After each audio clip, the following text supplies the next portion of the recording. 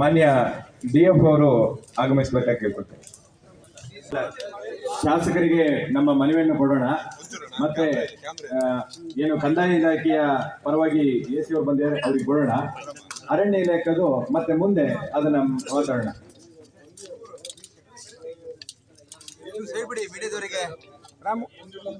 CCF ಅವರು ಕೊಡ್ಬೇಕಾದ ಎಲ್ಲ ಉತ್ತರವನ್ನ DF ಅವರು ಕೊಡ್ತಾರ ಅನ್ನೋದು ಅವರಲ್ಲಿ ಕೇಳಬೇಕು. ನಮಗೆ ಬಹಳಷ್ಟು ಈಗ ಸಮಸ್ಯೆ ಇರುವುದೇ ಅರಣ್ಯ ಇಲಾಖೆಯಿಂದ. ಹಾಗಾಗಿ ಮೂಲ ನಮ್ಮ ಸಮಸ್ಯೆಯ ಕಾರಣಕರ್ತರಾದಂತ CCF ಅವರೇ ಇಲ್ಲಿಗೆ ಆಗಮಿಸಿಲ್ಲ. ಆಮೇಲೆ ಕನಿಷ್ಠ ಇವತ್ತಿನ ಇದ್ರ ಬಗ್ಗೆ ಏನು ಅವರು ಮಾಹಿತಿ ನಮಗೆ ಯಾವ ಸಂಘಟಕರಿಗೂ ಅದನ್ನ ವಿಚಾರವೂ ತಿಳಿಸಿಲ್ಲ.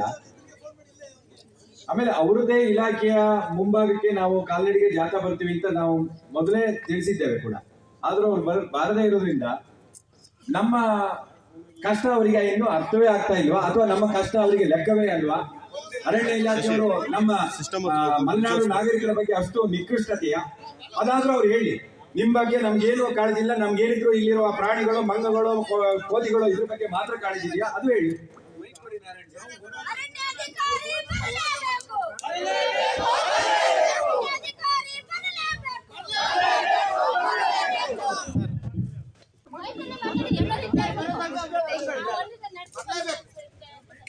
ಏನು ನಮ್ಮ ಮುಖ್ಯ ಅರಣ್ಯ ಸಂರಕ್ಷಣಾಧಿಕಾರಿಗಳು ಚಿಕ್ಕಮಗಳೂರು ಇವರು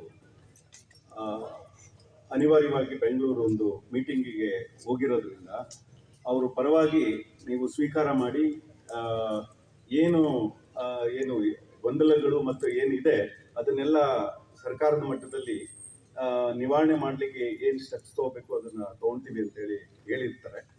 ಸೊ ಈ ಒಂದು ಮಾಹಿತಿ ನಾನು ಕನ್ವೆ ಮಾಡ್ತಾ ಇದ್ದೀನಿ. ಅವರ ಪರವಾಗಿ ಸ್ವೀಕಾರ ಮಾಡಲಿಕ್ಕೆ ನಾನು ಇಲ್ಲಿ ಬಂದಿದ್ದೇನೆ. ದಯವಿಟ್ಟು 50 ವರ್ಷ ಹಿಂದೆ ನೋಡ್ತೀವಿ, ಅದು ನಮ್ಮ ಗಮನಕ್ಕೆ ಬರ.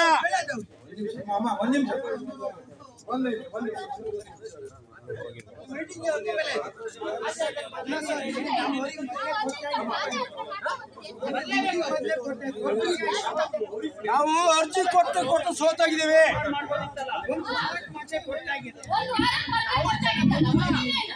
ಒಬ್ಬರಿಗೆ ಇವತ್ತು ಪಂಚಾಯತ್ ಯಾವುದಕ್ಕೂ ಬಂಧಿಸ್ತಿಲ್ಲ.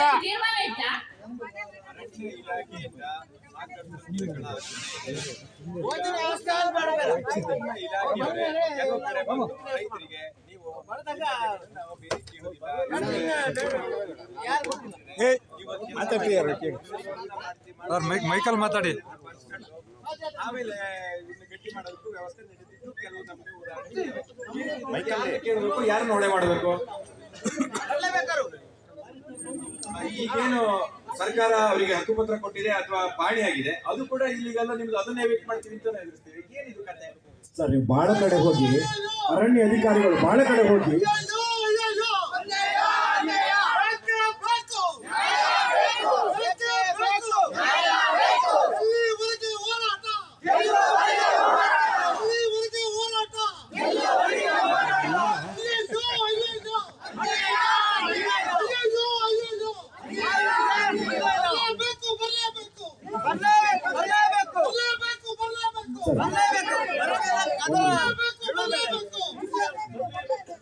ನೀವು ಬಹಳ ಕಡೆ ಹೋಗಿ ಅರಣ್ಯ ಅಧಿಕಾರಿಗಳು ಬಹಳಷ್ಟು ಜನ ರೈತರ ಹತ್ರ ಹೋಗಿ ಹೇಳ್ತಾ ಇದ್ದೀರಾ, ನೀವು ಒಂದು ಮುಚ್ಚಳಿಕೆ ಬರ್ಕೊಡಿ, ನಮಗೆ ಇದಕ್ಕೆ ಸಂಬಂಧ ಇಲ್ಲ, ನಾವು ಬೇಕಾದ್ರೆ ದಾಖಲೆ ಸಹಿತ ಹೇಳ್ತೀವಿ, ನಾವು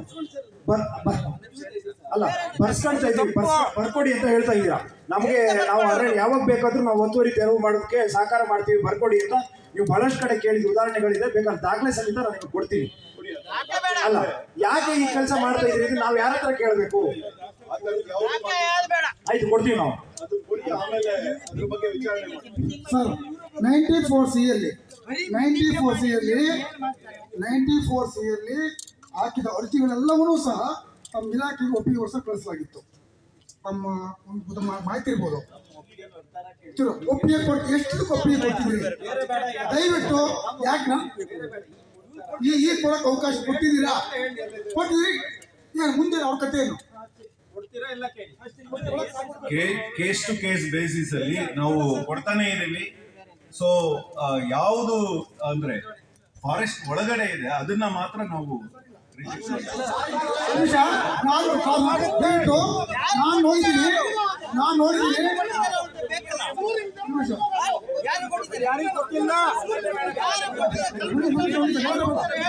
ದಯವಿಟ್ಟು ಯಾರು ಗಲಾಟೆ ಮಾಡಬೇಡಿ. ನಾವು ಇಲ್ಲಿ ಗಲಾಟೆ ಮಾಡಕ್ ಬಂದಿರೋದಲ್ಲ, ಚರ್ಚೆ ಮಾಡಿ. ನಮಗೆ ಚರ್ಚೆ ಮಾಡೋ ಉತ್ತರ ಸಿಗಬೇಕು. ಸರ್, ನಾನೇ ತಾಲೂಕು ಆಫೀಸಲ್ಲಿ ನೋಡಿದ್ದೀನಿ. ನಿಮಗೆ ಕಳಿಸಿರ್ತಕ್ಕಂಥ ಅಷ್ಟು ವರ್ತಿಗಳನ್ನ ಅರಣ್ಯ ಅಂತೇಳಿ ಅದನ್ನ ವಾಪಸ್ ಕಳಿಸಿದಿರಿ. ಅವ್ರ ಪರಿಸ್ಥಿತಿ ಮುಂದೇನು ಹೇಳಿ ಸರ್, ನಿಮ್ಮ ಉತ್ತರ ಕೊಡಿ. ಸರಿ, ನಾವು ಯಾರ ಕೈ ಕೇಳಬೇಕು? ನಾವು ಯಾರ ಕೈ ಕೇಳಬೇಕು? ಆಯ್ತು, ಒಂದು ನಿಮಿಷ. ಇದಕ್ಕೆಲ್ಲ ಆಯ್ತು, ನೀವು ಕಾನೂನು ಓದ್ಕೊಂಡಿದ್ದೀರಿ, ಅರಣ್ಯ ಕಾಯ್ದೆ ಬಗ್ಗೆ ಸಂಪೂರ್ಣ ತಿಳುವಳಿಕೆ ಇದೆ ಅಂತ ಅನ್ಸುತ್ತೆ ನನಗೆ. ದಯವಿಟ್ಟು ನಮಗೆ ಗೊಂದಲ ಬೇಡ. ಇದನ್ನು ಯಾರು ಸರಿ ಮಾಡಬೇಕು? ಶಾಸಕ ಸರಿ ಮಾಡಬೇಕು, ಕೇಂದ್ರ ಸರ್ಕಾರ ಸರಿ ಮಾಡಬೇಕು, ರಾಜ್ಯ ಸರ್ಕಾರ ಸರಿ ಮಾಡಬೇಕು, ಯಾರು ಸರಿ ಮಾಡಬೇಕು? ನಮಗೆ ಆನ್ಸರ್ ಮಾಡಬೇಕು. ನಾವು ಬೇರೆನೇ ಕೇಳ್ತಿಲ್ಲ. ನೋಡಿ, ಇದು ಏನು ನೀವು ಸಾರಾಸಗಟಾಗಿ ಸುಮ್ಮನೆ ಏನೋ ಒಂದು ಹೇಳಿಕೆ ಕೊಟ್ಬಿಟ್ರೆ ಅದು ಜಸ್ಟಿಫೈ ಆಗಲ್ಲ. ನೀವು ಕೇಸ್ ಟು ಕೇಸ್ ಏನು ಅಂತ ಅಂದ್ಬಿಟ್ಟು ಪ್ರತ್ಯೇಕವಾಗಿ ಇಂಥದ್ದು ಅಂತೇಳಿ ನೀವು ತಗೊಂಬನ್ನಿ. ಸೊ ಅದನ್ನ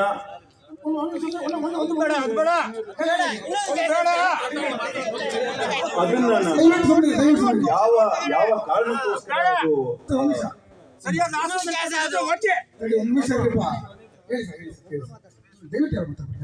ಒಂದಿನ ಬನ್ನಿ, ನಿಮ್ ಭಾಗದ್ದು ಸಮಸ್ಯೆಗಳನ್ನೆಲ್ಲ ತಗೊಂಡು ಒಂದು ಸರಿ ಕೂಲಂಕುಷವಾಗಿ ಕೇಸ್ ಟು ಕೇಸ್ ಬೇಸಿಸ್ ಅಲ್ಲಿ ನಾವು ಅದನ್ನ ಪರಿಶೀಲನೆ ಮಾಡ್ಬಿಟ್ಟು ನಾನು ಹೇಳ್ತೀನಿ. ಸರ್, ನಾವು ಸೇರಿದ್ದೀರಿ. ಯಾರಿಗೆ ಮಾತಾಡೋದು ಸರ್? ಸೇರಿದ್ದೀರಿ. ದಯವಿಟ್ಟು ಸರ್ ತಾಲೂಕು ಆಫೀಸಿಗೆ ಫೋನ್ ಮಾಡಿಬಿಟ್ಟು 94C ಅಲ್ಲಿ ಎಷ್ಟು ಜನರದ್ದು ಮಂಜೂರಾಗಿದೆ, ಎಷ್ಟು ವಜಾ ಆಗಿದೆ, ಅದು ಯಾವ ಭಾಷೆ ಎಷ್ಟು ಓದಿತ್ತು ಈಗಲೇ ಮಾಹಿತಿ ಬರ್ಸಿ. ನಾವು ಕಾಯ್ತು ಇಲ್ಲ, ನಮಗೆ ತಾಳ್ಮೆ ಇದೆ, ನಾವು ಕಾಯ್ತೀವಿ. ಕೇಸ್ ಟು ಕೇಸ್ ಚರ್ಚೆ ಮಾಡೋಣ. ನೀವು ಈಗಲೇ ಬೇರೆ ಬರೋದು ಬೇಡ. ಇನ್ನೊಂದು ಶಾಂತಿಯುತವಾದ ಹೋರಾಟಕ್ಕೆ ನಾವು 5 ದಿನ ಕೂಡ್ತೀವಿ. ದಯವಿಟ್ಟು ಈ ಕೂಡಲೇ ಸಂಬಂಧಪಟ್ಟ ಕೇಸ್ ವರ್ಕರ್ ಕರೆದು ಫೈಲ್ ಸಮೇತ ಬರುತ್ತೆ.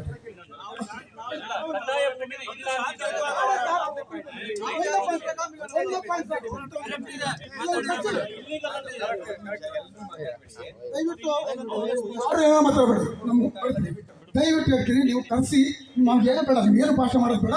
ನಮಗೆ ಒಂದು ನಿಮಿಷ ಸರ್, ನಮಗೆ ಬೇಕಾಗಿದ್ದು ಆ ಫೈಲ್ ಒಂದು ತರಿಸಿ. ಯಾವ ಬೇಡ, ಇಲ್ಲಿ ನೋಡಿ ನಾವು ಸಾರ್ವಜನಿಕ, ಇದು ಪ್ರಜಾಪ್ರಭುತ್ವ ದೇಶ, ಈ ಸಾರ್ವಜನಿಕವಾಗಿ ಚರ್ಚೆ ಆಗಬೇಕು. ಸಾರ್ವಜನಿಕವಾಗಿ ಚರ್ಚೆ ಆಗಲಿ. ಈ ಶಾಸಕರಿದ್ದಾರೆ, ಅಧಿಕಾರಿಗಳಿದ್ದೀರಿ, ನೋಡೋಣ. ನಮ್ದು ಹೊಟ್ಟೆ ಕಾದಿದ್ದೀವಿ ನಾವು. ದಯವಿಟ್ಟು ಒಂದು ನಿಮಿಷ. ಸಾಗುವಳಿ ಚೀಟಿ ಕೊಡುವಾಗ ಓಪನ್ ಹಿಯರಿಂಗ್ ಮಾಡೇ ಕೊಡೋದು. ಒಂದೇ ಪ್ರಶ್ನೆ ನಿಮಗೇನು, ನಿಖರವಾಗಿ 2024-25 ಇಸ್ವಿಲಿ ನಿಮಗೆ 94C ಅಲ್ಲಿ ಎಷ್ಟು ಅರ್ಜಿಯನ್ನು ಸಲ್ಲಿಸಿದ್ರು, ಎಷ್ಟು ರಿಜೆಕ್ಟ್ ಆಯಿತು, ಅದಕ್ಕೆ ಕಾರಣಗಳೇನು ಅಂತ ನಿಮ್ಮ ಹತ್ರ ಡಾಟಾ ಇದೆ. ಈ ಹಿಂದಿನ ತಹಸೀಲ್ದಾರ್ ಹತ್ರ ನಾವು ಮಾತಾಡಿದ್ವಿ. ಅವರು ಇದಾದರು, ಟ್ರಾನ್ಸ್ಫರ್ ಆದರು, ಮತ್ತೊಬ್ಬರು ಆದರು. ಹೀಗೇನೆ ಇದು ತೇಜಸ್ವಿ ಕತೆ ಬರುತ್ತೆ, ತವರನೇ ಕತೆ ಅಂತ. ಅಲ್ದು ಅರ್ಜಿನ ಪೂರ್ತಿ ಹೋಗ್ತದೆ. ಅದಕ್ಕೆ ನಿಖರವಾಗಿ ಬೇಕು ನಮಗೆ 94C ಎಷ್ಟು ಅರ್ಜಿ ಬಂತು, ಎಷ್ಟು ವಿಲೇವಾರಿ ಆಯಿತು, ಯಾಕಾಗಿಲ್ಲ, ಫಾರೆಸ್ಟ್ ಡಿಪಾರ್ಟ್ಮೆಂಟ್ ಯಾಕೆ ಅವರು ಹೇಳ್ಬೇಕು, ಯಾಕೆ ರಿಜೆಕ್ಟ್ ಮಾಡಿದ್ರಿ, ಕಾರಣಗಳೇನು? ನಮ್ಗೇನು ಗಡಿ ಬಿಡಿ ಇಲ್ಲ.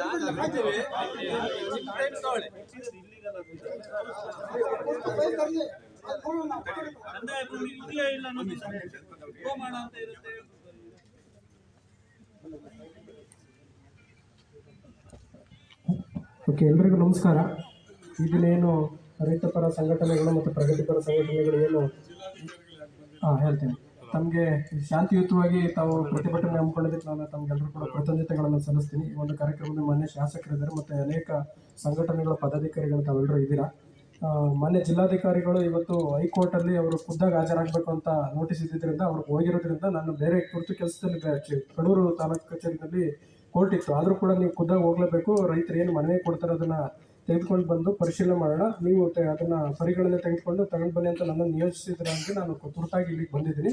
ತಾವು ಏನು ಮನವಿ ಕೊಟ್ಟಿದ್ದೀರಾ, ಈಗ ನಮ್ಮ ಕಂದಾಯ ಇಲಾಖೆಗೆ ಸಂಬಂಧಪಟ್ಟಂಗೆ ಅಥವಾ ಮನೆ ಜಿಲ್ಲಾಧಿಕಾರಿಗಳಿಗೆ ಸಂಬಂಧಪಟ್ಟಂಗೆ ತಾವು ಏನು ಮನವಿನಲ್ಲಿ ತಿಳಿಸಿದ್ರೆ ಅದನ್ನು ನಾನು ಕೂಡಲೇ ಮನೆ ಜಿಲ್ಲಾಧಿಕಾರಿಗಳಿಗೆ ತಲುಪಿಸಿ ಅವ್ರ ಜೊತೆ ಚರ್ಚೆ ಮಾಡಿ ಅದನ್ನು ಪರಿಹರಿಸಕ್ಕಂಥ ಕಾರ್ಯವನ್ನು ನಾನು ಮಾಡ್ತೀನಿ ಅಂತ ಹೇಳ್ತಾ, ಈಗ ತಾವು ಏನು ಹೇಳಿದ್ದೀರಿ, ಈಗ 94C ಮತ್ತು 53, 57, 50ನಲ್ಲಿ ಏನೇನು ಅರ್ಜಿಗಳನ್ನು ಹಾಕೊಂಡಿದ್ರು, ಸದ್ಯಕ್ಕೆ 94Cಗೆ ಸಂಬಂಧಪಟ್ಟಂಗೆ ಸಂಬಂಧಪಟ್ಟ ಎಷ್ಟು ಅರ್ಜಿಗಳು ಬಂದಿತ್ತು ಅದರಲ್ಲಿ ಎಷ್ಟು ಫಾರೆಸ್ಟ್ ಅನ್ನ ಒಂದು ಕಾರಣದಿಂದಾಗಿ ರಿಜೆಕ್ಟ್ ಆಗಿದೆ ಅಥವಾ ಪೆಂಡಿಂಗ್ ಇದೆ, ಏನು ಒಪಿನಿಯನ್ ಕೂಡ ಪೆಂಡಿಂಗ್ ಇದೆ ಅನ್ನೋದ್ರ ಬಗ್ಗೆ ಮಾಹಿತಿಯನ್ನು ಕೂಡ ನಾನೀಗ ತರಿಸಿ ತಮಗೆ ತಲುಪಿಸ್ತೀನಿ. ಉಳಿದಂತೆ ಇಲ್ಲೇ ಕೊಡಿಸ್ತೀನಿ. ಉಳಿದಂತೆ ತಾವು ಏನು ಮನವಿ ಕೊಟ್ಟಿದ್ರೆ ಜಿಲ್ಲಾಧಿಕಾರಿಗಳಿಗೆ ಅಂತ ಅಡ್ರೆಸ್ ಮಾಡಿ ಏನು ಮನವಿ ಕೊಟ್ಟಿದ್ರೆ ಅದನ್ನು ಕೂಡಲೇ ನಾನು ತಲುಪಿಸೋಕ್ಕೆ ನಾನು ತಲುಪಿಸ್ತೀನಿ ಇವತ್ತು. ಶಾಸಕರು ಉತ್ತರ ಕೊಡ್ತಾರೆ, ಅವರು ಆಡಳಿತಾತ್ಮಕವಾಗಿ ಅವ್ರು ಏನು ಉತ್ತರ ಕೊಡ್ತಾರೆ ನೋಡೋಣ.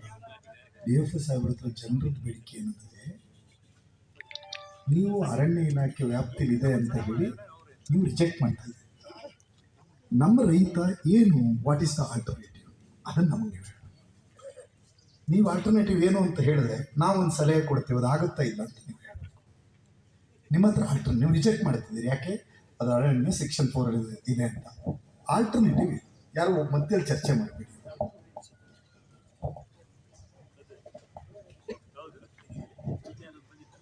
ಈ ಒಂದು ಸಮಸ್ಯೆ ಬಹಳ ವರ್ಷ ಅಂತಂದ್ರೆ 2002ರಿಂದನೂ ಇದು ಇರ್ತಕ್ಕಂಥ ಒಂದು ಸಮಸ್ಯೆ.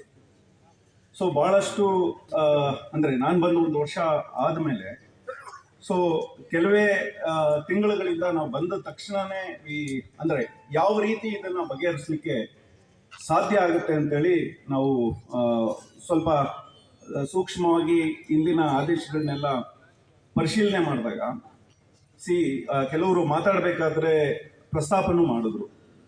ಕೆಲವೊಂದು 10,000 ಹೆಕ್ಟೇರ್ ಅಷ್ಟು ಜಮೀನು 2004ರಲ್ಲಿ ಯಾವ್ಯಾವುದು ಅರ್ಜಿ ಪೆಂಡಿಂಗ್ ಇತ್ತು ಆ ಟೈಮಲ್ಲಿ ಅದನ್ನು ಐಡೆಂಟಿಫೈ ಮಾಡಿ ಸೊ ಅದನ್ನು ಗೌರ್ಮೆಂಟ್ ಲೆವೆಲ್ಗೆ ಸಬ್ಮಿಟ್ ಆಗಿತ್ತು.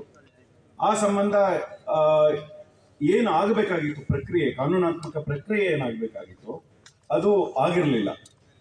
ಸೊ ಆ ಒಂದು ಇದನ್ನ ಹಿನ್ನೆಲೆಯಲ್ಲಿ ನಾವು ಎಲ್ಲ ಅಂದರೆ ಇಡೀ ಎಷ್ಟೆಷ್ಟು 2002ನಲ್ಲಿ ಹಸ್ತಾಂತರ ಆಗಿತ್ತು, ಅದಾದ ನಂತರ ಎಷ್ಟು ಓವರ್ಲ್ಯಾಪ್ ಆಗಿತ್ತು, ಎಷ್ಟು ಅಂದರೆ ಬೇರೆ ಬೇರೆ ಹಂತಗಳ ಒಂದು ಇದನ್ನ ಪರಿಶೀಲನೆ ಮಾಡಿಬಿಟ್ಟು ಆ ಒಂದು ಅಂದರೆ ಫಾರೆಸ್ಟಿನ ಏನು ಫಾರೆಸ್ಟ್ ರಿಸರ್ವ್ ಅಂತೇಳಿ ಅಥವಾ ಅರಣ್ಯ ಮೀಸಲು ಅಂತೇಳಿ ಏನು ಅವಾಗ ರಿಸರ್ವ್ ಆಯಿತು, ಅದರಲ್ಲಿ ಇರ್ತಕ್ಕಂಥ ಎಲ್ಲ ಒಂದು ಹಂತದ ಇದನ್ನ ನಾವು ಮಾಡಿಬಿಟ್ಟು ಈಗ ಸಬ್ಮಿಟ್ ಮಾಡಿದ್ದೀವಿ. ಅದು DC ಮೇಡಮ್ ಅವ್ರ ಹತ್ರ ಇದೆ. DC ಮೇಡಮ್ ಅವರು ಇದಕ್ಕೆ ಏನು ಗೌರ್ಮೆಂಟಿಗೆ ಸಲ್ಲಿಸಿ ಟಾಸ್ಕ್ ಫೋರ್ಸ್ ಅಂತೇಳಿ ಒಂದು ರಚನೆ ಆಗಬೇಕಾಗಿದೆ, ಪುನರ್ ರಚನೆ ಆಗಬೇಕಾಗಿದೆ. ರಚನೆ ಅನ್ನೋದಕ್ಕಿಂತ ಯಾಕೆಂದ್ರೆ 7ರಿಂದ 18ವರೆಗೂ ಟಾಸ್ಕ್ ಫೋರ್ಸ್ ಇದ್ರೂ ಸಹಿತ ಈ ಪ್ರಕ್ರಿಯೆನ ಕಂಪ್ಲೀಟ್ ಮಾಡಿರಲಿಲ್ಲ. ಸೊ ಈ ಒಂದು ಪ್ರಕ್ರಿಯೆ ಪುನರ್ರಚನೆ ಆದರೆ ಕಂಪ್ಲೀಟ್ ಮಾಡಲಿಕ್ಕೆ ಅವಕಾಶ ಆಗುತ್ತೆ. ಅವಾಗ ಪ್ರತಿಯೊಂದು village wise survey number wise ನಮ್ಮ ಹತ್ರ ಕಂಪ್ಲೀಟ್ ಮಾಹಿತಿ ಇದೆ. ಆ ಮಾಹಿತಿನ ಆಧರಿಸ್ಕೊಂಡು ಸೊ ಸರ್ವೆ ಆಗಿ ಅದು ಗೌರ್ಮೆಂಟಿಗೆ ರಿಪೋರ್ಟ್ ಹೋಗ್ಬೇಕಾಗುತ್ತೆ. ಸೊ ಗೌರ್ಮೆಂಟ್ ಅದಕ್ಕೆ ಅಪ್ರಾಪ್ರಿಯೇಟ್ ಆಗಿ ಡಿಸಿಷನ್ ತಗೊಂಡ್ಬಿಟ್ಟು ಸೊ ಏನು ಈ ಇಶ್ಯೂಸ್ ಇದೆ ಫಾರೆಸ್ಟ್ ಒಳಗಡೆ ಇದ್ರೂ ಅಂದ್ರೆ ಅರಣ್ಯ ಮೀಸಲು ಅಂತೇಳಿ ಇದ್ರೂ ಸಹಿತ ಅದನ್ನ ಆಚೆ ತರುವಂತ ಒಂದು ಪ್ರಕ್ರಿಯೆಗೆ ಆಲ್ರೆಡಿ ನಾವು ಚಾಲನೆ ಕೊಟ್ಟಿದ್ದೀವಿ. ಸೊ ಅದು ಆದಾಗ ಮಾತ್ರ ಇದಕ್ಕೆ ಸೊಲ್ಯೂಷನ್ ಸಿಗುತ್ತೆ ಹೊರತು ಸೊ ಅದಕ್ಕಿಂತ ಮುಂಚೆ ನಾನು ಏನು ಹೇಳಿದ್ರು ಅಂದ್ರೆ ಸುಮ್ಮನೆ ನಾವೇನೋ ಅದು ಅರಣ್ಯಾಧಿಕಾರಿಯಾಗಿ ಸುಮ್ಮನೆ ಏನೋ ಹೇಳ್ತಾ ಇದೀವಿ ಅಂತೇಳಿ ನಿಮಗೆ ಭಾಸ ಆಗುತ್ತೆ ಹೊರತು ನಮ್ಮ ಎಫರ್ಟ್ ಮತ್ತೆ ನಾವು ಏನು ಮಾಡಿದೀವಿ ಅನ್ನೋದು ನಿಮಗೆ ಅರ್ಥ ಆಗ್ಲಿಕ್ಕೆ ಸಾಧ್ಯ ಇಲ್ಲ. ಸರ್, ಈಗ ಒಂದು ತಾವು ಸಿನ್ಸಿಯರ್ ಆಗಿ ಒಂದು ವಿಷಯವನ್ನು ಒಂದು ನಿಮಿಷ ಸರ್, ಅರಣ್ಯ ಅಂತೇಳಿ ಬರೆದು ಕಳಿಸಿ ಏನು 94C ಕೆಲವು ಹಕ್ಕುಪತ್ರ ಕೊಡದೇ ಇರೋವಂತೆ ಉಳಿದಿದ್ದಾವೆ, ಅದಕ್ಕೆ ಸಾಗುವಳಿಯನ್ನು ನೀವು ನೋಟ್ ಮಾಡಿ ನೀವು ಅದನ್ನು ಯಾಕೆ ಫಾರೆಸ್ಟ್ ಸೆಟ್ಲ್ಮೆಂಟ್ ಆಫೀಸರ್ ಇದೆ ನೀವು ಅದನ್ನು ಸ್ಕೆಚ್ನಿಂದ ಹೊರಗಿಡಿ ಅಂತ ಬರೀತಾ ಇಲ್ಲ ಅಂತ ನನ್ನ ಪ್ರಶ್ನೆ. ಇಲ್ಲ, ಅದು ಆಕ್ಚುಲಿ FSO ಇದು ಏನು ಪ್ರಾಸೆಸ್ಸೇ ಬೇರೆ. ಯಾಕೆಂದ್ರೆ ನಾನು FSO ಪ್ರಾಸೆಸ್ ಅಲ್ಲಿ ಒನ್ ಆಫ್ ದ ರೆಸ್ಪಾಂಡೆಂಟ್ ನಾನು. ಸೊ ಆದ್ರಿಂದ ನಾನು ಅದು ಪ್ರೊಆಕ್ಟಿವ್ ಆಗಿ ಐ ಕೆನಾಟ್ ಡೂ ಎನಿಥಿಂಗ್ ನೋಡಿ ಅಗೇನೆಸ್ಟ್ ಸ್ನೇಹಿತರೆ, ಇದೇ ಇಲ್ಲಿರ್ತಕ್ಕಂಥ ತಾಂತ್ರಿಕವಾದ ತೊಂದರೆ, ಇದಿರ್ತಕ್ಕಂಥ ತಾಂತ್ರಿಕವಾದ ಸಮಸ್ಯೆ. ಇಲ್ಲಿ ನಾವು ಇಲ್ಲಿ ಕೂತಿರೋ DF ಅವ್ರನ್ನ ಇವ್ರನ್ನ ಯಾರನ್ನೂ ಯಜಮಾನಿಕೆ ಮಾಡಿಬಿಟ್ಟು ನಾವು ಹಿಂಗೆ ಬರೀರಿ ಅಂತ ಬರೀಲಿಕ್ಕೆ ಆಗದೆ ಇರ್ತಕ್ಕಂಥ ಪರಿಸ್ಥಿತಿ ಒಳಗೆ ನಾವಿದ್ದೀವಿ. ಸೊ ದ್ಯಾಟ್ ಈಗ ನಮ್ಗೆ ಆಗಬೇಕಾಗಿದ್ದೇನೆಂದರೆ ಶಾಸಕರಿಂದ ಉತ್ತರ ಬಯಸೋಣ. ಫಾರೆಸ್ಟ್ ಸೆಟ್ಲ್ಮೆಂಟ್ ಆಫೀಸರ್ ಕಚೇರಿ ಕೊಪ್ಪದಲ್ಲಿ ಯಾವಾಗ ಪ್ರಾರಂಭ ಆಗ್ತದೆ ಮತ್ತು ಅವರು ನಿರಂತರವಾಗಿ ಬರುವಂತೆ, ಒಂದು ನಿಮಿಷ ಸರ್, ನಿರಂತರವಾಗಿ ಬರುವಂತೆ ನೋಡ್ಕೋಬೇಕು. ಒಂದು. ಎರಡನೇದು, ನೀವು ರಿಜೆಕ್ಟ್ ಮಾಡೋದಕ್ಕೆ ಬರೆಯೋ ಬದಲು ಅದರಿಂದ ಅವ್ರು ರಿಜೆಕ್ಟ್ ಮಾಡ್ತಾರೆ. ರೆವಿನ್ಯೂ ಅಧಿಕಾರಿಗಳಿಗೆ ಈ ರೀತಿ ವಾಸ್ತವ ಇದೆ, ಅವರು ಒಂದು ನಿಮಿಷ ಸರ್, ನಿಮ್ಮ ಅಧಿಕಾರಿಗಳು ವಾಸ್ತವವನ್ನು ಬರೀಲಿಕ್ಕೆ ಸಮಸ್ಯೆ ಏನು? ನೀವು 2004 ಸಮಸ್ಯೆ ಹೇಳಿದ್ರಿ. ನಮ್ಮ ಸಮಸ್ಯೆ ಇರೋದು 2018 ನಂತರ 94C ಅರ್ಜಿಗಳನ್ನು ನಾವು ಕೊಟ್ಟಿದ್ದೀವಿ.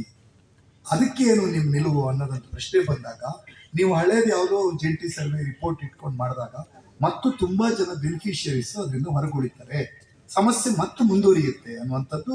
ಅದಕ್ಕೆ ನೀವು ರೆಸ್ಪಾಂಡೆಂಟ್ ಸತ್ಯ ಹೇಳಬಾರ್ದು ಅಂತ ಎಲ್ಲೂ ಇಲ್ಲ ಅಂತ ಅನ್ಕೋತೀನಿ. ಒಂದು ಇಲ್ಲಿ ಕ್ಲಾರಿಟಿ ಕೊಟ್ಬಿಡ್ತೀನಿ. ಎಸ್ಪೆಷಲಿ ಯಾತಕ್ಕೋಸ್ಕರ ನಾವು ಯಾವುದೇ ಒಂದು ಅರ್ಜಿ ಬಂದ ತಕ್ಷಣ ಪ್ರಾಸೆಸ್ ಮಾಡಿ ವಾಪಸ್ಸು ನಮ್ಮ ಏನು ನಿಲುವು ಏನಿದೆ ಅಂತೇಳಿ, ಇಲಾಖೆ ನಿಲುವು ಏನಿದೆ ಅಂತೇಳಿ ನಾವು ಸಬ್ಮಿಟ್ ಮಾಡಬೇಕು ಅಂದರೆ 30 days ಒಳಗಡೆ ನಾವು ಏನಾದರೂ ಒಪಿನಿಯನ್ ಕೊಡಲಿಲ್ಲ ಅಂದರೆ ಡೀಮ್ಡ್ ಪರ್ಮಿಷನ್ ಆಗಿಬಿಡುತ್ತೆ. ಅವಾಗ ಏನಾಗುತ್ತೆ, ಮುಂದೆ ಅದರಿಂದ ಇನ್ನಷ್ಟು ಗೊಂದಲಗಳು ಸೃಷ್ಟಿಯಾಗುತ್ತೆ. ಸೊ ಅದನ್ನು ಅವಾಯ್ಡ್ ಮಾಡೋಕ್ಕೋಸ್ಕರ, ಯಾಕೆಂದರೆ ಲ್ಯಾಂಡ್ ರೆವಿನ್ಯೂ ಆ್ಯಕ್ಟಲ್ಲಿ 30 ದಿನದೊಳಗಡೆ ಅವರಿಗೆ ನಾವು ಏನು ಕೊಡಲಿಲ್ಲ ಅಂತಂದರೆ ಡೀಮ್ಡ್ ಪರ್ಮಿಷನ್ ಅಂತೇಳಿ ಅವರು ಟ್ರೀಟ್ ಮಾಡೋವಂಥ ಒಂದು ಕ್ಲಾಸ್ ಇದೆ. ಸೊ ಆ ಒಂದು ಹಿನ್ನೆಲೆಯಲ್ಲಿ ನಾವು ಕೊಡಬೇಕಾದಂಥ ಪರಿಸ್ಥಿತಿನಲ್ಲಿ ನಾವು ರಿಪ್ಲೈನ ಕೊಡ್ತಾ ಇದ್ದೀವಿ. ನೀವು ರಿಪ್ಲೈ ಕೊಡ್ತಾ ಇದ್ದೀರಿ ಸರ್. ರಿಪ್ಲೈ ಕೊಡ್ತಿದ್ದಂಥ ಸಂದರ್ಭದಲ್ಲಿ ಅದನ್ನು ಕಾಪಿ ಟು ಫಾರೆಸ್ಟ್ ಸೆಟ್ಲ್ಮೆಂಟ್ ಆಫೀಸರ್ಗೆ ನಿಮಗೆ ಮಾಡೋಕ್ಕಿರ್ತಕ್ಕಂಥ ತಾಂತ್ರಿಕ ಅಡಚಣೆ, ಕಾನೂನಾತ್ಮಕ ಅಡಚಣೆ ಹೇಳಿ. ನೀವು ರೆಸ್ಪಾಂಡೆಂಟು ಅಪೋನೆಂಟು ಎಲ್ಲ ನಾವು ಗಮನಿಸಿದ್ವಿ. ನಮ್ಗೆ ಇಲ್ಲಿ ಅಲ್ಟಿಮೇಟ್ಲಾಗಿ ಯಾವ ಸ್ಕೆಚ್ ಅಪ್ರೂವಲ್ ಆಗುತ್ತೆ ಅನ್ನೋದು ನಮಗೆ ಅರ್ಥ ಆಗಿದೆ. ಆದರೆ ಜನಗಳಿಗೆ ವಂಚನೆ ಆಗ್ತಾ ಇದೆ. ಇಲ್ಲ, ಸಮಸ್ಯೆ ಏನು ಅಂತಂದರೆ ಡೀಮ್ಡ್ ಪರ್ಮಿಷನ್ ಅಂತ ಅವ್ರು ಕೊಟ್ಟೆ ಬಿಡಲಿ, ನೀವು ಒಪಿನಿಯನ್ನೇ ಕೊಡೋಕೆ ಹೋಗ್ಬೇಡಿ.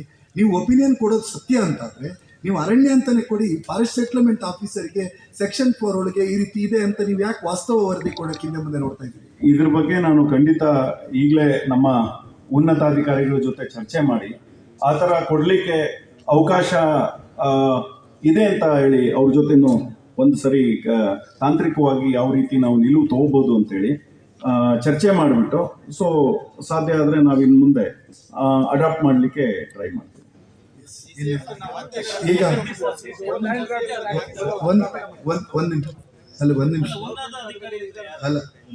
ನಿಮಿಷ ನೀವು ಸ್ವಲ್ಪ ಗೊಂದಲಕ್ಕೆ ಒಳಗಾಗದ್ ಬೇಡ. ನಾವು ಅಧಿಕಾರಿಗಳನ್ನ ಇಟ್ಕೊಂಡು ಅದನ್ನ ಬಗೆಹರಿಸೋದು ಹೇಗೆ ಅನ್ನೋದು ಪ್ರಯತ್ನ ಪಡೋಣ. ಆಗ ನಮ್ಗೆ ಹೇಳೋದು ಸರ್, ನೀವು ತಾಂತ್ರಿಕ ಉತ್ತರ ಕೊಡ್ತೀರಿ ಅಂತಂದ್ರೆ ನಿಮ್ಮ ಅಧಿಕಾರಿಗಳನ್ನ ಕೂರಿಸ್ಕೊಂಡು ಈ ರೀತಿಯ ನಿಮ್ಮ ಹತ್ರ 94C ಅರ್ಜಿ ಪರ್ಮಿಷನ್ಗೆ ಏನು ತಹಶೀಲ್ದಾರ್ ಕಚೇರಿಯಿಂದ ಬಂದಿದೆ ಅವರುಗಳನ್ನೆಲ್ಲ ಒಂದು ಕಾಮನ್ ಮೀಟಿಂಗ್ ಅಂತ ನೀವು ಮತ್ತು ನಿಮ್ಮ ರೆವಿನ್ಯೂ ಅಧಿಕಾರಿಗಳು ಮಾಡುವ ಕೋಆರ್ಡಿನೇಷನ್ ನಿಮ್ಮ ಹತ್ರ ಯಾಕಿಲ್ಲ ಅನ್ನೋದು. ಅವ್ರು ಕರೆದ್ರೆ ನೀವು ಹೋಗ್ತಿಲ್ವೋ, ನೀವು ಕರೆದ್ರೆ ಅವ್ರು ಬರ್ತಿಲ್ವೋ, ಯಾಕೆ? ಇದನ್ನು ಮಾಡಿಸೋದಕ್ಕೆ ಇಲಾಖೆಗಳಲ್ಲಿ ಇದಕ್ಕೆ ಸರ್ಕಾರದ ಪರ್ಮಿಷನ್ ಬೇಕಾಗಿಲ್ಲ ಅಂತ ಜಿಲ್ಲಾಧಿಕಾರಿಗಳ ಜೊತೆ ವಿ ವಿಲ್ ಕೋಆರ್ಡಿನೇಟ್. ಅಂದ್ರೆ ಯಾವುದೇ ಒಂದು ಇದಕ್ಕೆ ಮೇಡಮ್ ಅವರು ಅಥವಾ ಜಿಲ್ಲಾಧಿಕಾರಿಗಳು ಯಾವುದೇ ಒಂದು ಹೇಳಿದ್ರು ಸಹಿತ ವಿ ವಿಲ್. ಸರ್, ಒಂದು ಈಗ ನಿಮ್ಮ ಹತ್ರ ಶಾಸಕರಿದ್ದಾರೆ, ಶಾಸಕರು ಇದ್ರ ಬಗ್ಗೆ ಪ್ರೊಆಕ್ಟಿವ್ ಆಗಿ. ಹಾಗಿರೋದ್ರಿಂದ ನಮ್ಮ ರೈತರಿಗೆ ಎಷ್ಟು ದಿವಸದೊಳಗಡೆ ಜಿಲ್ಲಾಧಿಕಾರಿಗಳು ನಿಮ್ಮದು ಅಂದರೆ ರೆವಿನ್ಯೂ ಮತ್ತು ಅರಣ್ಯಾಧಿಕಾರಿಗಳ ಒಂದು ಸಮನ್ವಯ ಸಭೆಯನ್ನು ಮಾಡ್ತೀರಿ ಅನ್ನುವಂಥದ್ದನ್ನು ಅಲ್ಲ ಸಾಹೇಬ್ರು ಹೇಳ್ತಾರೆ. ನಿಮ್ಗೆ ಆ ಸಮನ್ವಯ ಸಭೆ ಮಾಡಲಿಕ್ಕೆ ಮತ್ತೆ ಯಾವುದು NGOದು ಮತ್ತೊಂದು ಇಲ್ಲ. ಇವತ್ತೇ ನಾನು ಮೇಡಮ್ಗೆ ಆ್ಯಕ್ಚುಲಿ ಈ ಮೀಟಿಂಗ್ ಇದು ಏನು ಇಲ್ಲಿ ಸಭೆ ನಡೀತಾ ಇರಬೇಕಾದ್ರೂ ಮೇಡಮ್ 2 ಸರಿ ಫೋನ್ ಮಾಡಿದ್ದಾರೆ. ಸೊ ಏನಾದರೂ ಅಂದರೆ ಯಾವ ರೀತಿ ಇದಿದ್ರು ಇವು ಎಕ್ಸೆಪ್ಟ್ ಆ್ಯಂಡ್ ನಮಗೆ ರಿಪೋರ್ಟ್ ಮಾಡಿ. ಸೊ ಅಕಾರ್ಡಿಂಗ್ಲಿ ಇನ್ ಕೋಆರ್ಡಿನೇಷನ್ ನಾವು ಅದನ್ನು ಸರ್ಕಾರ ಗಮನಕ್ಕೆ ತರೋದು ಅಥವಾ ಯಾವ ರೀತಿ ಇದನ್ನು ಮಾಡಲಿಕ್ಕೆ ಆಗುತ್ತೋ ಅದನ್ನು ಮಾಡೋಣ ಅಂತೇಳಿ. ಹಾಗಾದರೆ ರಾಮ್ ಅವರೇ, ಶಾಸಕರು ಒಂದು ಉತ್ತರ ಕೊಡಲಿ. ಯಾಕಂದ್ರೆ ಅವ್ರದ್ದು KDP ಸಭೆ ಇದೆ, ಅದು ನಮ್ದು ನಿಮ್ದು ಸಮಸ್ಯೆ ಇದೆ. ಅಲ್ಲೋ ಹಕ್ಕುಪತ್ರ ಸಹಿತ ಎಲ್ಲ ಇದೆ. ಅಲ್ಲಲ್ಲ ಸರ್, ಒಂದು 94C ಕ್ಲಿಯರಿಟಿ ಉತ್ತರ ಬಂದಿದೆ. ಲ್ಯಾಂಡ್ ಗ್ರಾಬಿನಿಗೆ ಪಟ್ಟಣ ಪಂಚಾಯತಿಂದ 3.5 ಕಿಲೋಮೀಟರ್ ವ್ಯಾಪ್ತಿಯಿಂದ ಹೊರಗೆ ನೀವು ಕೇಳ್ತಾರೆ ಗ್ರಾಮೀಣ ಮಟ್ಟದ್ದು ಲ್ಯಾಂಡ್ ಗ್ರಾಬ್ ಆಕ್ಟಿಂಗ್ ಬರೋದೇ ಇಲ್ಲ. ಇವ್ರು ಹೇಳ್ತಿರೋದೇನಂದ್ರೆ ಲ್ಯಾಂಡ್ ಗ್ರಾಬಿಂಗ್ ಇಂದ ಅವ್ರ ಸಮಸ್ಯೆ ಇಲ್ಲ, ಅವ್ರ ಸಮಸ್ಯೆ ಫಾರೆಸ್ಟ್ ಆಕ್ಟ್ ಇದೆ. ಲ್ಯಾಂಡ್ ಗ್ರಾಬಿಂಗ್ ಆಕ್ಟ್ ಬರೋದಿಲ್ಲ. ಲ್ಯಾಂಡ್ ಗ್ರಾಬಿಂಗ್ ಆಕ್ಟ್ ಬೇರೆ, ಫಾರೆಸ್ಟ್ ಆಕ್ಟ್ ಎರಡು ಬೇರೆ ಬೇರೆ. ಅದರಿಂದ ಹೇಳುವಾಗ ಹೇಳಿದ್ದಾರೆ ರಿಕಾರ್ಡ್ ತೆಗಿರಿ ಈಗ 94C ವಿಚಾರದಲ್ಲಿ ಇಲ್ಲ ಏನಿಲ್ಲ. ಈಗ ಒಂದು ಕೆಲಸ ಮಾಡೋಣ, ಒಂದ್ ನಿಮಿಷ. ಎಲ್ಲ ಸ್ನೇಹಿತರೆ, ಶಾಸಕರು ಸರ್ಕಾರದ ಪ್ರತಿನಿಧಿಯಾಗಿ ಇಲ್ಲಿದ್ದಾರೆ. ಶಾಸಕರ ಪ್ರಯತ್ನ ಅವ್ರ ಉತ್ತರ ಏನು ಅನ್ನೋದನ್ನ ಕೊಟ್ಟಾದ್ಮೇಲೆ ವಿಲ್ ಸಿಟ್ ಹಿಯರ್. ಆಮೇಲೆ ಶಾಸಕರು ಆ ಸಮನ್ವಯ ಸಭೆ ಮಾಡ್ತೀವಿ ಅಂದ್ರೆ ಒನ್ ಬೈ ಒನ್ ಸಾಲ್ವೇಷನ್ ಸ್ಟೆಪ್ಸಿಗೆ ಇಡೋದು ಹೇಗೆ ಅನ್ನೋದನ್ನ ಹೋರಾಟಗಾರರು ಯೋಚನೆ ಮಾಡ್ಕೊಳ್ತಕ್ಕಂಥದ್ದು ಭಾರಿ ಒಳ್ಳೇದು. ಅದಕ್ಕೆಲ್ಲ ಟೈಮ್ ಬೌಂಡ್ ಹಾಕೋಣ, ಶಾಸಕರು ಉತ್ತರ ಕೊಡಿ. ಜಿಲ್ಲಾಧಿಕಾರಿಗಳು, ಶಾಸಕರು, ತಮ್ಮ ನೇತೃತ್ವ, ಭಾರಿ ಎಸ್ಟಿಮೇಟ್ ಆಫೀಸರ್ ಇವರೆಲ್ಲರ ಸಮನ್ವಯ ಸಮಿತಿಯನ್ನ ಆದಷ್ಟು ಬೇಗ ಕರೆದು ಪ್ರಾಕ್ಟಿಕಲ್ ಆಗಿ ಯಾವ ರೀತಿ ವೇಟ್ ಮಾಡ್ತೀವಿ, ಏನ್ ಕೊಡಬೇಕು, ಏನ್ ಟೆಕ್ನಿಕಲ್, ಲೀಗಲ್, ಕೋರ್ಟ್ ಅನ್ನೋದನ್ನ ನಮ್ಗೆ ಆದಷ್ಟು ಆಸ್ ಅರ್ಲಿ ಆಸ್ ಪಾಸಿಬಲ್ ಮತ್ತು ಬೇಕಾದ್ರೆ ಗ್ರಾಮ ವಾರಗಳನ್ನು ಮಾಡ್ಕೊಂಡು ಹೋಗಿ ಸಮಸ್ಯೆ ಸಾಲ್ವ್. ಅದಕ್ಕೆ ಶಾಸಕರು ಮೆಮೊರಾಂಡಮ್ ಸ್ವೀಕಾರ ಮಾಡಿದ್ದಾರೆ, ನೋಡಿದ್ದಾರೆ. ಅಧಿಕಾರಿಗಳು ಶಾಸಕರು ಮಾತಾಡುವಾಗ ಇಲ್ಲೇ ಇರ್ತಾರೆ, ಏನು ತೊಂದರೆ ಇಲ್ಲ. ಶಾಸಕರು ಅಧಿಕಾರಿಗಳಿಗೆ ನಿರ್ದೇಶನ ಕೊಡ್ತಾರೆ, ಶಾಸಕರ ಅಭಿಪ್ರಾಯ ಏನಂತ ಹಿಯರ್ ನಾನು ನಾವು ಕುತ್ಕೊಳ್ಳೋಣ ಮಾತಾಡೋಣ.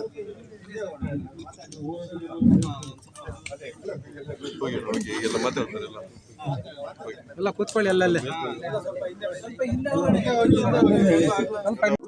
ತಹಶೀಲ್ದಾರ್ KDP ಸಭೆಯಲ್ಲಿದ್ದಾರೆ.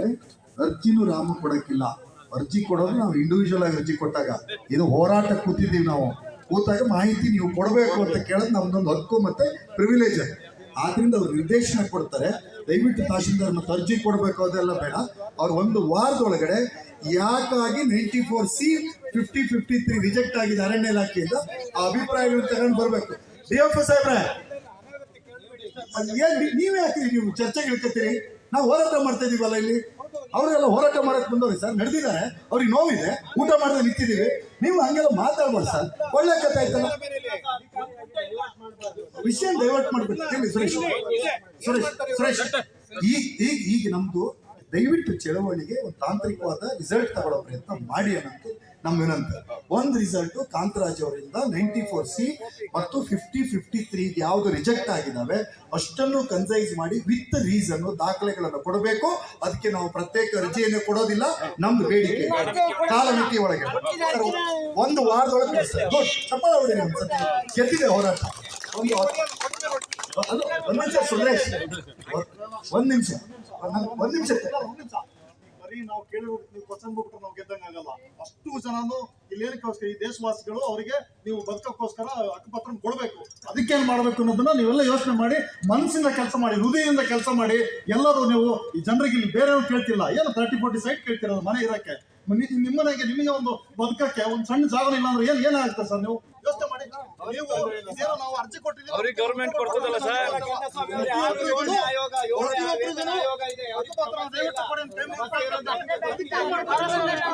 ಈಗ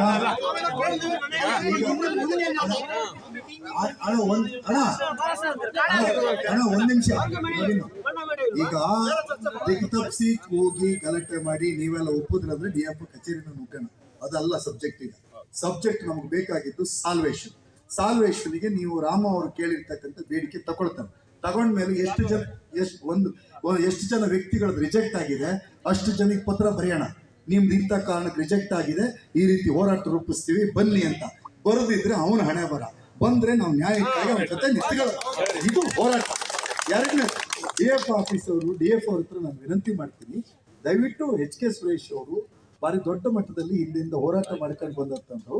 ನಾವು ಅವರು ಪಕ್ಷಗಳು ಬೇರೆ ಇರ್ಬೋದು, ಅರ್ಥ ಆಯ್ತು. ಅವರು ರಕ್ಷಣಾ ವೇದಿಕೆ ಈ ರೀತಿ ಹಲವಾರು ಸಂಘಟನೆಗಳನ್ನು ಕಟ್ಟಿ ಚಳವಳಿಯಲ್ಲಿ ಬಂದರು. ಅವ್ರ ಹತ್ರ ನೀವು ಅವರಿಗೆ ಬಗ್ಗೆ ವಾದ ಬೇಡ, ನೋವಾಗುವ ಹಾಗೆ ಮಾತಾಡಿದ್ರೆ ನಮಗೆಲ್ಲ ಅದು ನೋವಾದಂಗೆ ಹೊರಟಾಗ್ತದೆ. ಯಾರಿಗೂ ಆಯ್ತು, ಅದು ನೀವು ಬಿಡಿಸ್ಬಿಡಿ, ಸಬ್ಜೆಕ್ಟ್ ಮುಗಿಸಿ. ನಾನು ಈಗಲೂ ಹೇಳ್ತೀನಿ ಅಮ್ಮ ಒಂದ್ ನಿಮಿಷ. ಇದು ಹೋರಾಟ ನಮ್ಮ ಇವ್ರು ಕೇಳ್ತಾ ಇದ್ರಿ ಯಾರ ಗೆಳೆಯರು, ಯಾವಾಗಿಂದ ಹೋರಾಟ ಮೊದಲಿಂದ ಮಾಡ್ಕೊಂಡು ಬಂದಿದ್ದಾರೆ, ಇವತ್ತೂ ಮಾಡಬೇಕು, ನಾಳೆಯೂ ಮಾಡಬೇಕಾದಂಥ ಪರಿಸ್ಥಿತಿ ನಾವು ಇರ್ತೀವಿ ಅನ್ನೋ ವಾಸ್ತವ ನಮ್ಗೆಲ್ಲರಿಗೂ ಗೊತ್ತಿರಲಿ. ನಾವೆಲ್ಲರೂ ಸಂಕಲ್ಪ ಮಾಡೋಣ. ಸರ್ DFO ಸಾಹೇಬ್ರೆ, ನಿಮ್ಮಿಂದ ಒಂದು ಮಾತು ಸರ್, ಶಾಸಕರು ನಿಮ್ಗೆ ಸೂಚನೆ ಕೊಟ್ರಲ್ಲ, ನನಗೆ ಜಂಟಿ ಸರ್ವೆ ಆಗಿ ಸರ್ಕಾರದ ಒಂದು ಫೈನಲ್ ನಿರ್ಧಾರ ಬರುವವರೆಗೂ ನಾವು ಯಾವುದೇ ತೆರವನ್ನು ನಿಮಗೆ ಮುಂದೆ ಆಗಲ್ಲ ಅನ್ನುವಂಥ ಮಾತನ್ನ ಈ ಹೋರಾಟಗಾರರಿಗೆ ಕೊಟ್ರೆ ಅವ್ರು ಖುಷಿಯಿಂದ ಊಟ ಮಾಡಿ ನಾವು ನಡೆದು ಬಂದಿದ್ದಕ್ಕೆ ಒಂದು ಸಾರ್ಥಕ ಆಯ್ತು ಅಂತ ಹೋಗ್ತಾರೆ. ಆ ಉತ್ತರ ನಿಮ್ಮಿಂದ ಬಯಸಿದ್ದಾರೆ ಅಷ್ಟೇ. ಅದಕ್ಕೆ ಎಲ್ಲರಿಗೂ ಹಕ್ಕುಪತ್ರ ಕೊಡೋ ಪ್ರಯತ್ನ ಮಾಡ್ತೀವಿ ಅಂತ ಒಂದು ಲೈನ್ ಸೇರಿಸಿ.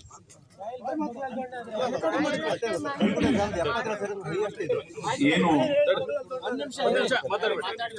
50, 53 ಮತ್ತೆ 94C, 94CC ಈ ಏನು ಈ ಪ್ರಕ್ರಿಯೆಗಳು ಏನು ನಡೀತಾ ಇದೆ ಅದಕ್ಕೆ ಸಂಬಂಧಪಟ್ಟಂಗೆ ಈಗ ಆಲ್ರೆಡಿ ನಾವು ಕಾನೂನಾತ್ಮಕವಾಗಿ ಯಾವ ರೀತಿ ನ್ಯಾಯ ಒದಗಿಸಬೇಕು ಅನ್ನೋ ನಿಟ್ಟಿನಲ್ಲಿ ಈಗ ಆಲ್ರೆಡಿ ನಾವು ಇನಿಷಿಯೇಟ್ ಮಾಡಿದ್ದೀವಿ. ಮತ್ತೆ ಅದನ್ನ ತಾತ್ವಿಕವಾಗಿ ಒಂದು ಅಂದ್ರೆ ಅಂತ್ಯ ಕಾಣಿಸ್ಲಿಕ್ಕೆ ಎಷ್ಟು ಸಾಧ್ಯನೋ ಅಷ್ಟನ್ನ ನಾವು ಆಕ್ಚುಲಿ 3 ತಿಂಗಳು ನಮ್ಮ ಸ್ಟಾಫ್ ಹಗಲು ರಾತ್ರಿ ಕೂತು ಅದನ್ನೆಲ್ಲ ತಯಾರು ಮಾಡಿದ್ದಾರೆ.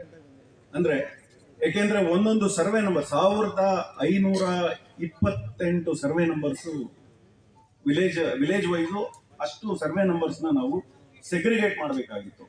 ಅಷ್ಟು ಪ್ರಕ್ರಿಯೆನ ನಮ್ಮವರು ಪಾಪ ಹೇಳಿದ ತಕ್ಷಣ ಇಮಿಡಿಯೇಟ್ ಆಗಿ ಕೂತ್ಬಿಟ್ಟು ಹಗಲು ರಾತ್ರಿ ಕೂತ್ಬಿಟ್ಟು ಇಷ್ಟೆಲ್ಲ ಪ್ರಕ್ರಿಯೆ ಮಾಡಿದ್ದಾರೆ. ಈಗ ಒಂದು ಹಂತಕ್ಕೆ ಬಂದು ತಲುಪಿದೆ.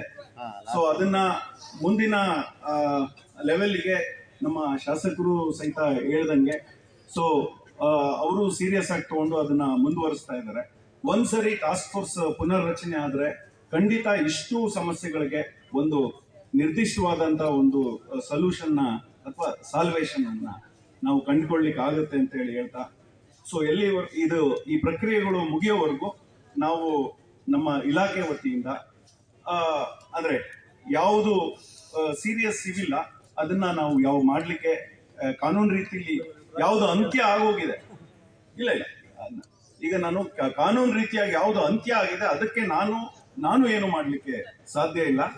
ಬಟ್ ಹೊಸದಾಗಿ ಯಾವುದೇ ಒಂದು ಹೊಸದಾಗಿರ್ತಕ್ಕಂಥ ಯಾವುದೇ ಹೊಸ ಪ್ರಕ್ರಿಯೆಗಳನ್ನ ನಾವು ಮಾಡಲ್ಲ ಅಂತ ಹೇಳಿ ನಾನು ಹೇಳಲಿಕ್ಕೆ ಇಷ್ಟಪಡ್ತೀನಿ. ಒಂದೇ ನಿಮಿಷ ಒಂದು ಸ್ಪಷ್ಟತೆ ತಗೊಳ್ಳೋಣ. ನಾನು ಯಾಕಂದ್ರೆ ಆ ಕೇಸಸ್ ನಡೆಸ್ತೀನಿ. ನಿಮ್ಮ ಹತ್ರ ಇವತ್ತಿಗೆ ಒಂದು ವಿನಂತಿ ಸರ್, ದಯವಿಟ್ಟು 64 ಪ್ರೊಸೀಡಿಂಗ್ಸ್ ನೀವು ಮಾಡ್ತಾ ಇದ್ದೀರಲ್ಲ, ಡೇ ಬೈ ಡೇ ಕೊಡ್ತಕ್ಕಂಥ ಪ್ರಯತ್ನಗಳು ನಡೀತಾ ಇದೆ. ದಯವಿಟ್ಟು ಈ ಪ್ರಕ್ರಿಯೆಗಳು ಮುಕ್ತಾಯ ಆಗುವವರೆಗೆ ಆ ಪ್ರೊಸೀಡಿಂಗ್ಸ್ ಅನ್ನ ನೀವು ಪ್ರಾರಂಭ ಮಾಡಿದ್ರೆ ಇನ್ನಷ್ಟು ಚಳುವಳಿಗಳಿಗೆ ಕಾರಣ ಆಗುತ್ತೆ. ಇದು ಯಾವುದನ್ನ ಅಂದ್ರೆ ಇಮಿಡಿಯೇಟ್ ಆಗಿ ಮಾಡ್ತಾ ಇದ್ದಾರೆ ಅಂತಂದ್ರೆ ಈ ಕಮರ್ಷಿಯಲ್ ಎಸ್ಪೆಷಲಿ ಫಾರೆಸ್ಟ್ ಒಳಗಡೆ ಈ ಕಮರ್ಷಿಯಲ್ ಆಗಿರ್ತಕ್ಕಂಥ ಆಕ್ಟಿವಿಟೀಸ್ ಇದ್ದಾಗ ಏನಾಗ್ತಾ ಇದೆ ಅದು ಬಹಳ ಸೀರಿಯಸ್ ಆಗಿ ಬ್ಯಾಂಗ್ಳೂರ್ ಲೆವೆಲ್ ಅಲ್ಲಿ ಅದು ರಿಪರ್ಕಷನ್ ಆಗ್ತಾ ಇರೋದ್ರಿಂದ ನಮ್ಮ ACF ಇರ್ಬೋದು ಅಥವಾ ನಮ್ಮ ರೇಂಜ್ ಆಫೀಸರ್ಸ್ ಇರ್ಬೋದು ಅವ್ರಿಗೆ ಪರ್ಸನಲ್ ಆಗಿ ಅದು ನಾಳೆ ಡ್ಯಾಮೇಜ್ ಆಗಬಾರ್ದು ಅನ್ನೋ ಒಂದು ದೃಷ್ಟಿ ಇದೆ. ಕಮರ್ಷಿಯಲ್ ವೆಂಚರ್ ನಾನು ಹೇಳ್ತಾ ಇದ್ದೀನಿ, ಯಾವುದೇ ರೈತಾಪಿ ಪ್ರಕ್ರಿಯೆಗಳಲ್ಲ, ರೈತಾಪಿ ಪ್ರಕ್ರಿಯೆಗಳೆಲ್ಲ ಕಮರ್ಷಿಯಲ್ ಆಗಿ ಯಾರು ಇದು ಮಾಡಿದ್ದಾರೆ. ಯಾವುದು ಕಮರ್ಷಿಯಲ್ ಆಕ್ಟಿವಿಟೀಸ್ ಅಂದ್ರೆ ನಮ್ಗೆ ಕೃಷಿಯೇತರ ಚಟುವಟಿಕೆಗಳು, ಅಡಿಕೆ, ಕಾಫಿ, ಗದ್ದೆ, ಕಾಳುಮೆಣಸು ಇವುಗಳನ್ನು ಬಿಟ್ಟು ಬೇರೆ ಚಟುವಟಿಕೆಗಳನ್ನು ಮಾಡಿದ್ದಕ್ಕೆ ನಾವು ಸೀರಿಯಸ್ ಆಗಿ ತಗೋತೀವಿ ಹೊರತು ನೆಲವಾಸಿಗಳ ಬದುಕಿನ ವಿಚಾರಕ್ಕೆ ಅಲ್ಲ ಅನ್ನೋದನ್ನ ಸ್ಪಷ್ಟಪಡಿಸಿದ್ದಾರೆ. ಒಂದು ನಿಮಿಷ ಚಪ್ಪಳ ಬೇಡ ಸ್ಪಷ್ಟಪಡಿಸಿದ್ದಾರೆ. ಆದ್ರೆ ಸ್ಪಷ್ಟಪಡಿಸಿದ್ರು ಮತ್ತೆ ಮೀರಿದ್ರೆ ನಾವೇನ್ ಮಾಡ್ಬೇಕು ಹೇಳಿ? ಹೋರಾಟನೇ ಮಾಡ್ಬೇಕು. ಹೋರಾಟಕ್ಕೆ ಶಕ್ತಿ ಇರುತ್ತೆ, ಅದರಲ್ಲಿ ನಂಬಿಕೆ ಇಟ್ಕೊಳ್ಳೋಣ ದಯವಿಟ್ಟು. ಈಗ ಒಂದ್ ನಿಮಿಷ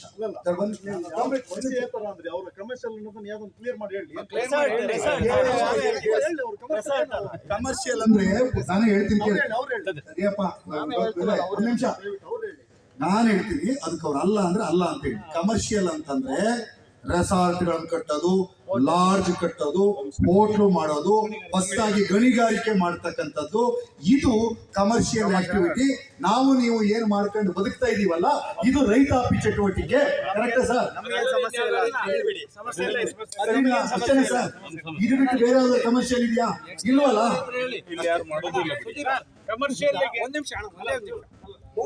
ಇದರ ಉಲ್ಟಾ ಏನಾಗಿದೆ ಗೊತ್ತಾ ಸಾಹೇಬ್ರೆ? ಇದರ ಉಲ್ಟಾ ಕಮರ್ಷಿಯಲ್ಗೆ ಹೆಚ್ಚು ಆಕ್ಟಿವಿಟಿಗೆ ಅವಕಾಶ ಮಾಡಿಕೊಡುವಂತ ಇಲ್ಲಿಗಲ್ ಕೆಲವು ನಡೀತಿದೆ, ತಮ್ಮ ಗಮನಕ್ಕೆ ಬಂದಿರಬಹುದು. ಇದನ್ನೇ ನೀವು ನಿಜಕ್ಕೂ ಅನುಷ್ಠಾನ ಮಾಡಿದ್ರೆ ಅಲ್ಲಿ ತನಕ ಯಾವುದೇ ಒತ್ತುವರಿಯನ್ನ ತೆರವುಗೊಳಿಸುವಂತ ಕೆಲಸವನ್ನ ಮಾಡಲ್ಲ ಅಂತ ಹೇಳಿ ಸ್ಪಷ್ಟವಾಗಿ DF ನವರು ಹೇಳಿದ್ದಾರೆ. ಯಾವುದೇ ನಾವು ಮಾಡಿದ್ರೆ ಮತ್ತೆ ಯಾವ್ದು ರಿಜೆಕ್ಟ್ ಆಗಿದೆ ರಿಜೆಕ್ಟ್ ಆದವ್ರು ಎಲ್ರಿಗೂ ಫೋನ್ ಮಾಡಿ ಇಲ್ಲಿ ಬರ ಕೇಳ್ತೀವಿ. ಯಾಕೆ ರಿಜೆಕ್ಟ್ ಆಗಿದೆ ಅನ್ನೋದನ್ನ ಇವರು ಬಗೆಹರಿಸ್ಕೊಳ್ಳೋ ತನಕ ಕೂಡ ನಾವು ಹೋರಾಟವನ್ನು ಮುಂದುವರಿಸ್ತೀವಿ. ಪರ್ಟಿಕ್ಯುಲರ್ ಹೆಸರು ಕೂಡ ಕೇಳಿ ರಿಜೆಕ್ಟ್ ಆದವರು.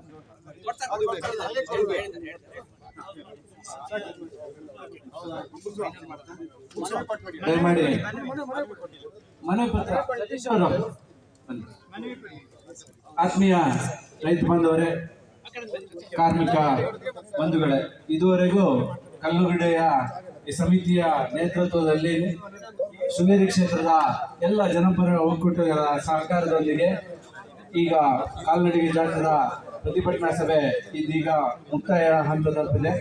ಇದೀಗ ಸಮಿತಿ ವತಿಯಿಂದ ನೀಡಬೇಕಾಗಿರುವಂತಹ ಮನವಿ ಪತ್ರವನ್ನ ಮಾನ್ಯ ಎಸಿ ಸಾಹೇಬರಿಗೆ ಸಮಿತಿಯ ಪದಾಧಿಕಾರಿಗಳು ನೀಡಬೇಕು.